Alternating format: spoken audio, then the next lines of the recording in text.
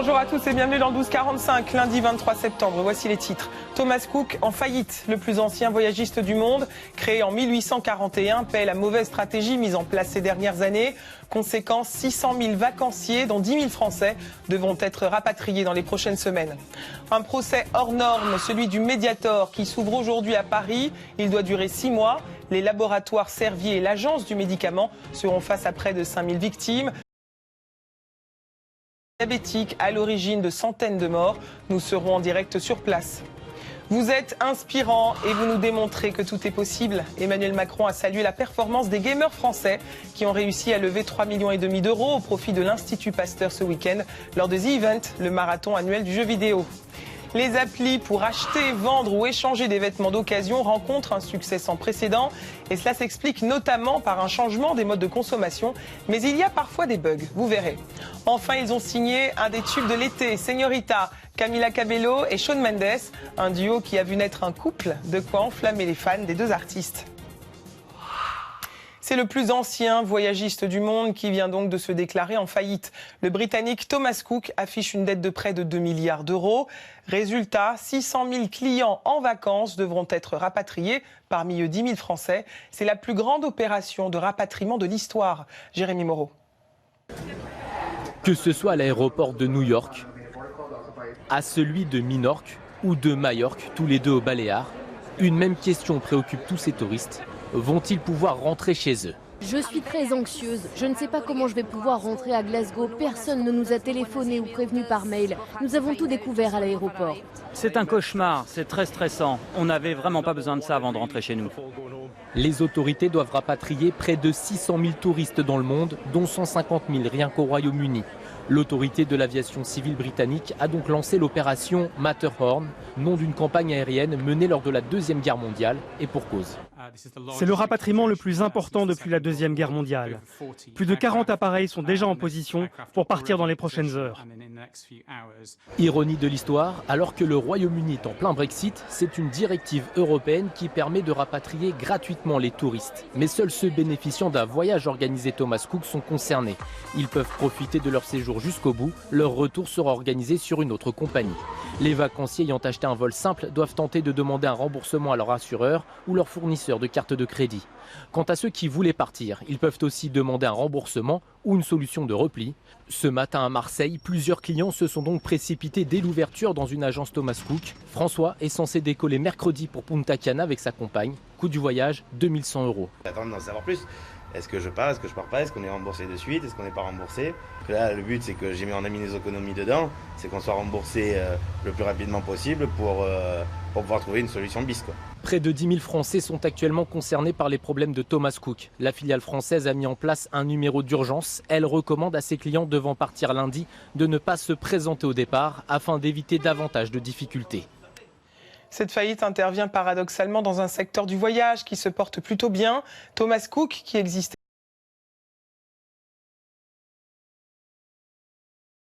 dominé désormais par Internet. Les explications de Jérôme Régali, Cyril Stadler et Geoffrey Marin-Joris. Cela fait 1 an et demi que Thomas Cook buvait la tasse. Le dinosaure des tours opérateurs, 178 ans, a fini par rendre les armes. Lâché par les banques, le gouvernement britannique et le fonds chinois Fosun. Aucun ne voulait mettre la main au portefeuille pour payer le personnel et les avions à court terme, 227 millions d'euros. Et surtout, la dette accumulée, près de 2 milliards d'euros. Thomas Cook a subi les multiples crises du tourisme mondial et aussi une désaffection pour les destinations de la Méditerranée et les destinations symboles du tourisme de masse. Et puis le Brexit, en tout cas les incertitudes, ont fait le reste avec des clientèles britanniques qui partent moins en vacances. Thomas Cook s'est retrouvé pris en sandwich entre le luxe et le low cost, sans savoir choisir son camp. Aujourd'hui, quand on est tour opérateur, il faut être agile, rapide, réagir vite. Quand un pays est en difficulté, il faut orienter ses clients vers un autre pays. Thomas Cook est un tour opérateur trop lourd et puis qui était plombé par le remboursement de la dette et les emprunts liés à cette dette. Vacances pour certains, bataille pour d'autres. Les tours opérateurs sont à couteau tiré. Le français Club Med, qui s'est relancé grâce aux capitaux chinois, et le groupe Voyageurs du Monde ont joué la montée en gamme. Caravelle promo. Le gâteau a fondu car beaucoup de touristes court-circuitent les tours opérateurs, fabriquent leurs voyages eux-mêmes, sans intermédiaire. Je tape le nom du vol sur internet et je regarde ensuite les premiers sites qui viennent et puis je regarde là-dessus. Les agences, non, j'ai pas l'habitude d'y aller, non, instinctivement comme ça, non. Moi j'ai plus envie de me dire tu pars et c'est toi qui organises. Pas forcément que quelqu'un me prévoit mes vacances, quoi. Donc le bon plan du moment.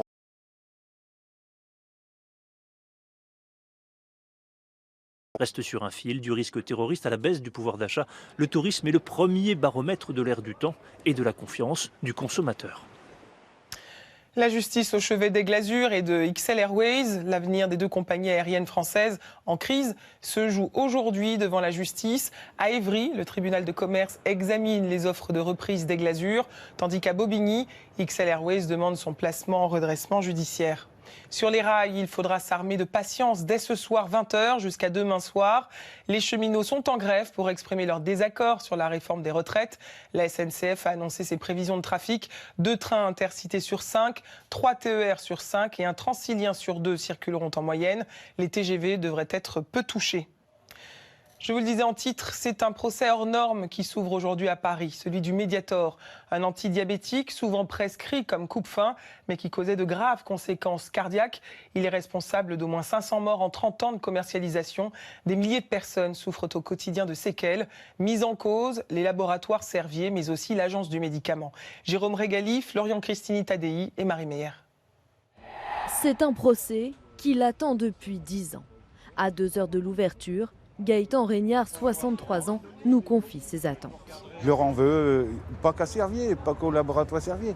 Et à l'Agence du médicament, il y a beaucoup de monde derrière. J'attends que la justice soit rendue, et très, très bien rendue. Gaëtan Régnard fait partie des nombreuses victimes présumées du Mediator. Pendant 5 ans, il a pris cet antidiabétique pour perdre du poids sur les conseils d'une diététicienne. Son état de santé se dégrade rapidement. J'étais obligé de me faire opérer du cœur. Ils m'ont défait ma valve et ils m'ont mis une valve mécanique en 2015. Et depuis ce temps-là, j'ai un traitement à vie. Au Blanc-Ménil, en région parisienne, Michel L. ne pourra pas assister à l'ouverture du procès. Son état de santé ne lui permet pas de se déplacer.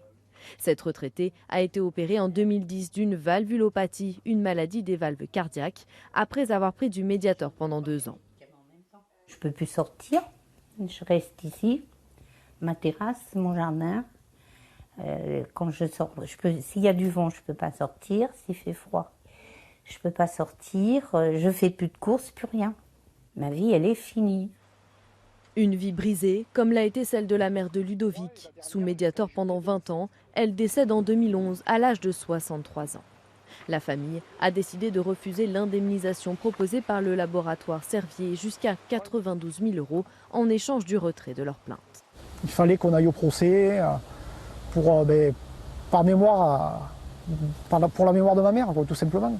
On était obligés, moi je me sentais obligé par rapport à elle d'aller jusqu'au procès. Contacté ce matin, l'un des avocats du laboratoire Servier nous indique que le groupe pharmaceutique est désireux d'expliquer les raisons à l'origine de cette affaire et réaffirme qu'il n'était pas au courant des risques liés à la prise du Mediator avant 2009, date à laquelle le médicament a été retiré du marché.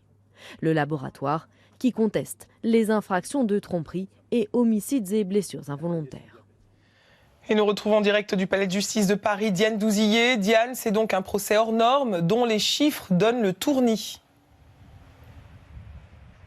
Et oui, Karine, rendez-vous compte, le procès du Mediator, cela représente près de 5000 victimes, dont 2684 se sont constituées partie civile. Sur le banc des prévenus, 23 personnes, 12 personnes physiques et 11 personnes morales. Les laboratoires Servier, mais aussi l'Agence du médicament, pour au total 376 avocats et plus de 100 témoins. Pour les accueillir, 3 salles d'audience ont été prévues ici au tribunal des Batignolles. Un procès hors norme, donc, Karine, à l'image du scandale du Mediator. Rappelons qu'en 33 ans, ce sont 145 millions de boîtes de médicaments qui ont été prescrites à 5 millions de personnes. Au moins 500 sont mortes, plus de 2000 si l'on en croit certaines expertises, et plusieurs milliers d'autres souffrent de problèmes cardiaques. Le procès du plus grand scandale sanitaire en France depuis l'affaire du sang contaminé devrait durer plus de 6 mois. Merci Diane. Justice toujours avec cette fois le procès de l'attentat raté contre la cathédrale Notre-Dame de Paris il y a tout juste 3 ans. Ornella Guilligman et Inès Madani, 2 jeunes femmes djihadistes, avaient garé un véhicule rempli de bonbonnes de gaz à proximité de l'édifice et avaient tenté de l'incendier. Un attentat qu'elles voulaient commettre au nom du groupe État islamique. Elles comparaissent devant la cour d'assises spéciale de Paris depuis ce matin. Écoutez un avocat des parties civiles, puis celui d'Inès Madani. Elles sont prêtes à mourir, elles sont prêtes à donner la mort.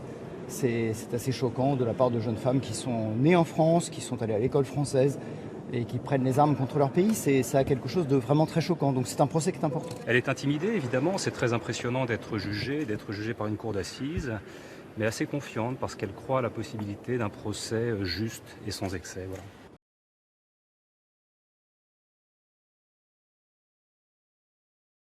Également. Jouer pour la bonne cause, c'est la philosophie de The Event qui se tenait ce week-end à Montpellier, un marathon annuel caritatif de jeux vidéo auquel participent une 50aine de gamers réunis pour lever des fonds. Et cette année, ils ont battu tous les records en récoltant 3,5 millions d'euros pour l'Institut Pasteur. Un exploit salué par le président Macron, Jean-Claude Frédier et Arthur Dehaye. Moins de 5 000, mesdames et messieurs! Hier soir à Montpellier, explosion de joie quand la cagnotte dépasse les 3 millions d'euros.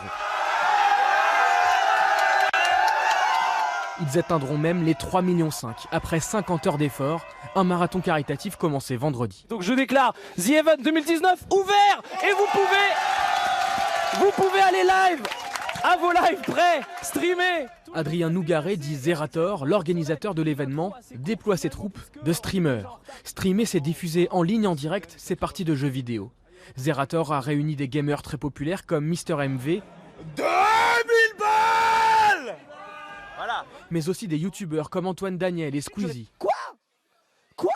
Ces stars du web, qui cumulent des dizaines de millions d'abonnés, ont réussi à mobiliser les spectateurs.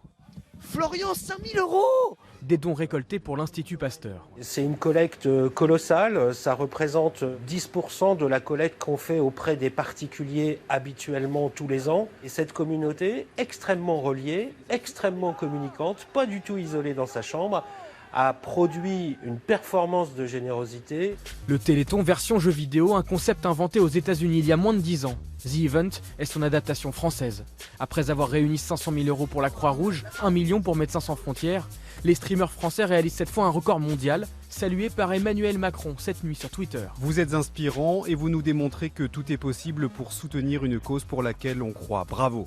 Preuve de leur capacité à mobiliser, les gamers sont parvenus à réunir jusqu'à 600 000 spectateurs simultanément. L'édition 2020 promet. Incroyable. C'est la journée internationale de la langue des signes et en France, 150 à 200 000 personnes pratiquent en effet la langue des signes. Bonjour, merci, s'il vous plaît. L'occasion aujourd'hui d'apprendre les bases. Alexandre Muffon, Maxime Sounillac et Laurie Desorgues. Bonjour. Gilles nous salue. Il est sourd depuis qu'il a 12 ans et nous montre les bases de la langue des signes. C'est suffisamment imagé pour que même les entendants arrivent à comprendre. Mais malgré tout, c'est très codifié. Les expressions imagées, en effet, sont nombreuses et plutôt faciles à comprendre. Tu viens? Une bière? Un café? J'ai chaud? J'ai froid. Mais la langue des signes n'est pas internationale. Le je t'aime français n'est pas le même que le je t'aime anglo-saxon.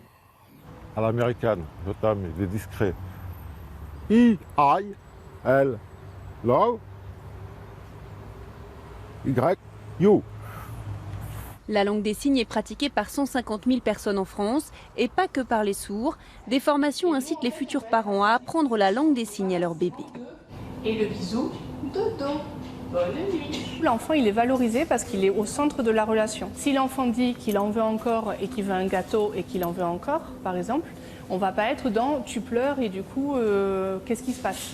On va avoir directement une réponse qui va être faite. La langue des signes est plus facile à apprendre que la langue française. Certains parents l'ont testé avec succès. Très rapidement, il a commencé à signer, encore, changer la couche.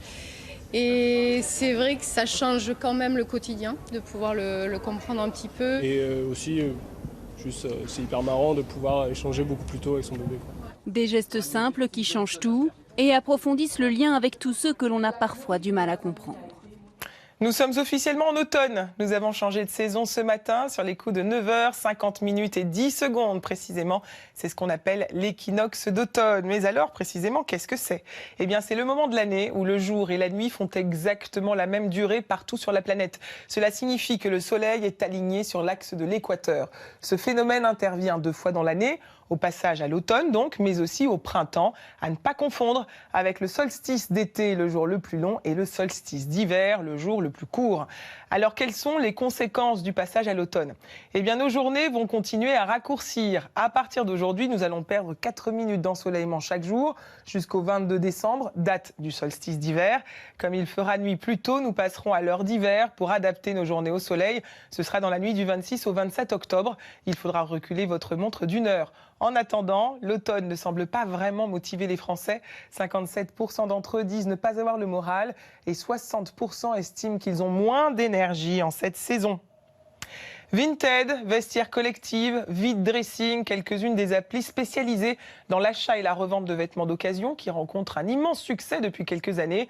Il faut dire qu'elles répondent à des besoins et à un changement de mode de consommation. Acheter moins cher, mais aussi moins gaspillé. Problème, les bugs se multiplient. C'est un reportage de Vivien Charrère et Pauline Bensassi. Quelques clics, 8 € et une semaine de patience.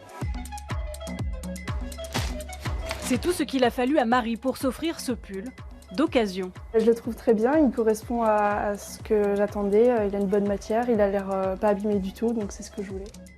Dans son placard, la moitié de ses habits sont des vêtements de seconde main achetés via Internet. Par exemple, ce jean, dans les magasins, il doit coûter 50-60 €. Là, je l'ai eu à 12 € je crois. Comme cette étudiante au budget serré, des millions de Français succombent à l'attrait des friperies en ligne. Résultat des ventes en hausse de 10% chaque année et un marché qui pèse aujourd'hui près d'1 milliard d'euros, rien qu'en France. Les poids lourds du secteur, Vinted, Vide Dressing, Vestiaire Collective ou encore Grailed. Mais certains de ces sites ne font pas que des euros.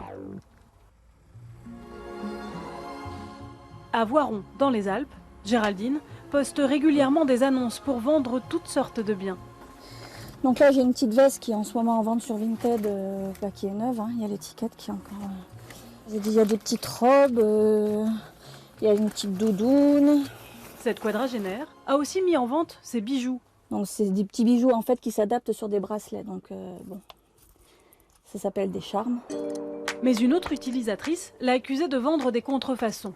Le site a donc envoyé à Géraldine ce message. Nous avons bloqué ton compte pour une durée d'1 semaine suite à la mise en ligne de ces articles de contrefaçon. Donc des charmes Pandora.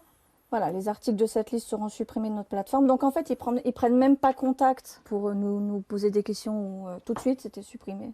Bloqué, supprimé. Vous leur avez répondu quoi? Mais là, j'ai pas pu leur répondre. Du coup, parce que mon compte était bloqué. Son compte bloqué, tout comme sa cagnotte de 40 €. Car sur le site utilisé par Géraldine, quand l'acheteur valide son achat, il verse l'argent sur le porte-monnaie virtuel du vendeur. Ce n'est qu'une fois l'article livré que le site verse alors l'argent au vendeur. Les articles de Géraldine étaient pourtant bien des originaux. Ça, c'est toutes les factures des bijoux que je garde. Voilà, elles sont toutes avec les certificats. Sur les forums, des dizaines de messages racontent tous la même mésaventure. Compte bloqué depuis 15 jours avec 190 € dessus. 300 € bloqués, aucun contact, que des réponses automatiques. Compte bloqué jusqu'en 2100. Aberrant, 800 € évaporés du jour au lendemain. Contactée, la société affirme pourtant tout mettre en œuvre pour éviter ce genre de désagrément à ses 10 millions de membres. Nous avons une équipe dédiée qui traite les demandes au cas par cas et enregistre à ce jour un taux de réponse sous 24 heures de plus de 95%. Mais nous ne relâchons pas nos efforts pour autant et investissons continuellement dans le développement de nouveaux outils techniques pour assurer des réponses rapides et qualitatives à nos utilisateurs. Miser sur le service après-vente pour fidéliser les clients, c'est le pari fait également par cette société basée à Paris. Ici, on promet une réponse rapide. Alors, c'était...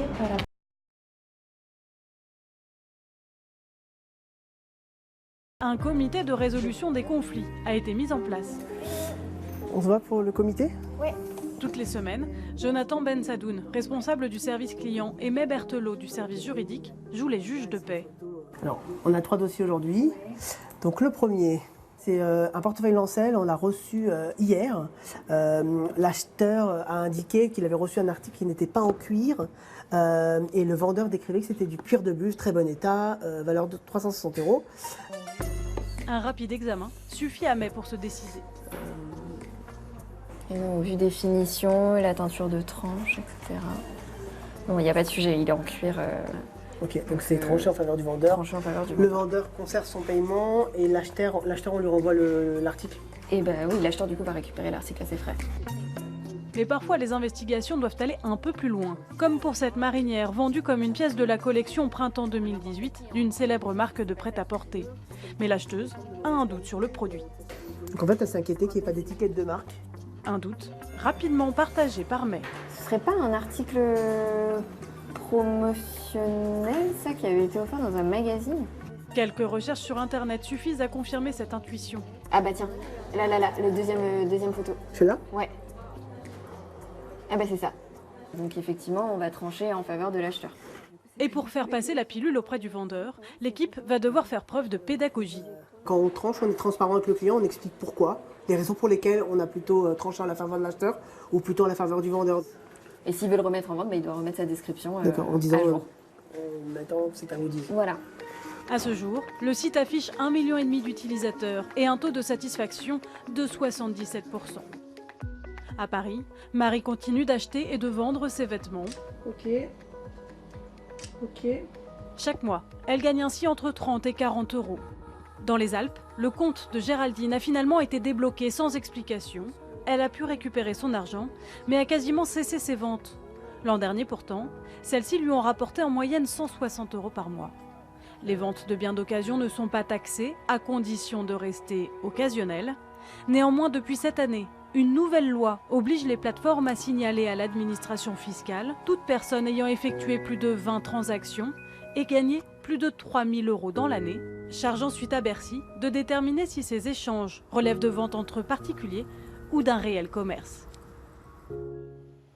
Une rencontre aussi belle qu'insolite maintenant. Un couple d'artisans chocolatiers bordelais accueille durant un mois un jeune Colombien venu du village qui les fournit en fèves pour lui apprendre le métier. La femme du couple n'est autre qu'Asna Ferreira, élue meilleure chocolatière du monde. Une intense aventure pour le jeune homme qui vit dans les montagnes en Colombie. Le reportage de Nathalie Lambert. C'est en costume traditionnel que Francisco, jeune Colombien de 24 ans, arrive tous les matins à la chocolaterie. Hola, comment está? Juste le temps de se changer, il se met au travail. 2, bien, 3, 4.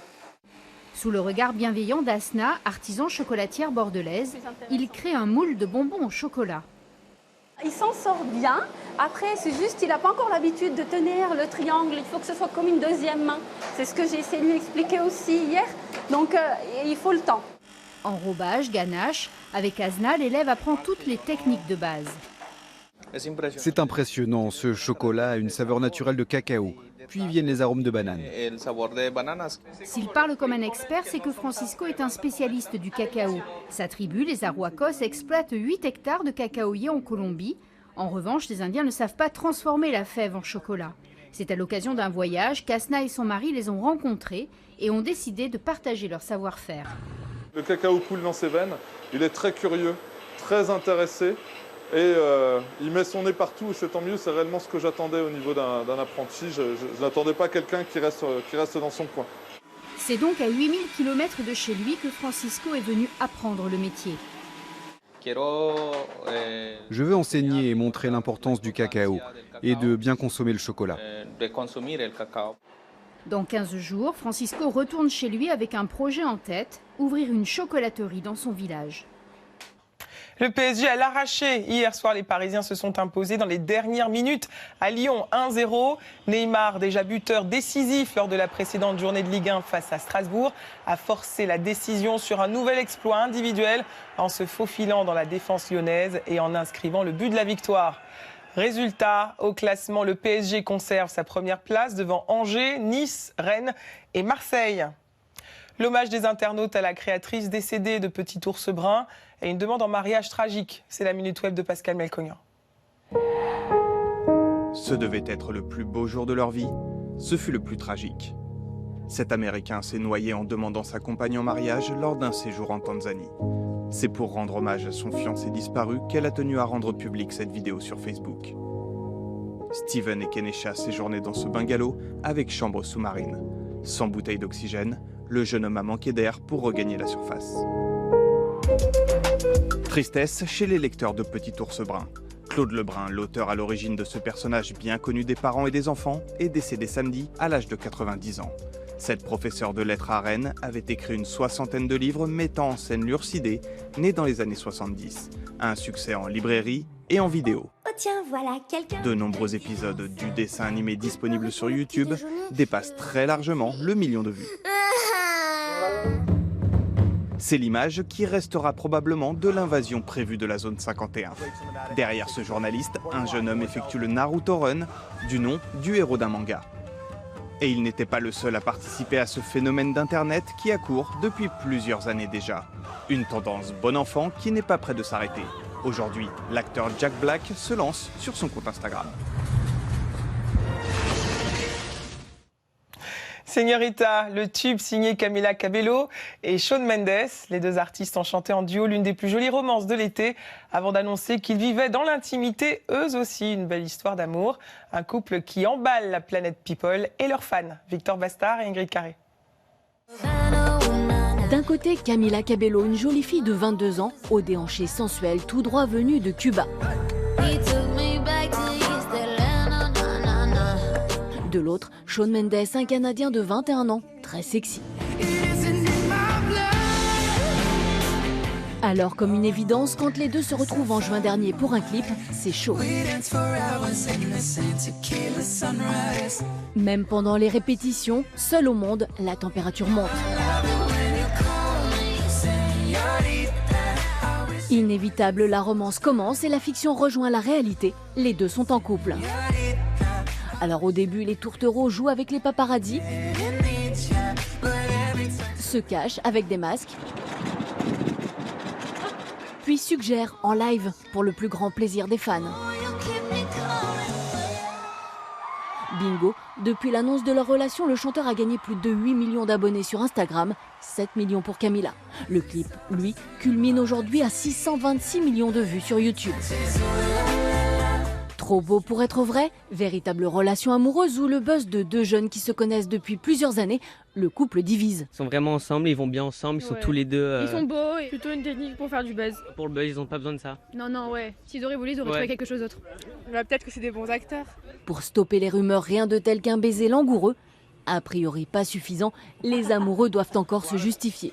Certains disent que votre relation est un coup de pub. Qu'est-ce que vous répondez à ça? Nous ne sommes absolument pas un coup de publicité. Pour compliquer le tout, l'album actuel de Camila Cabello s'appelle Romance. Son dernier single, lui, s'intitule Liar, menteur. De quoi brouiller les cartes de cette histoire d'amour, très médiatique. C'est la fin de cette édition. Merci à tous de votre fidélité. Tout de suite en famille, puis le téléfilm L'Auberge des Amoureux. Ce soir, le 19h45 de Xavier Demoulin. Bel après-midi à tous et à demain.